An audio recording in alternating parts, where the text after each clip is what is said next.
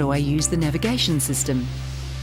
To start the navigation system, press the Home button in the centre and then select the navigation icon. A map will be displayed of your current location and surrounding area on the screen. You can zoom in and out or move the map by simply placing your finger on the touchscreen and dragging in any direction. To set a destination, touch the search icon on the selector bar. You can input your destinations manually using the keyboard display or stored addresses such as those visited recently in your contacts, point of interest, crossroads or GPS coordinates. Once you have input a destination, select Go on the destination details screen. You will then receive visual and voice prompts for route guidance.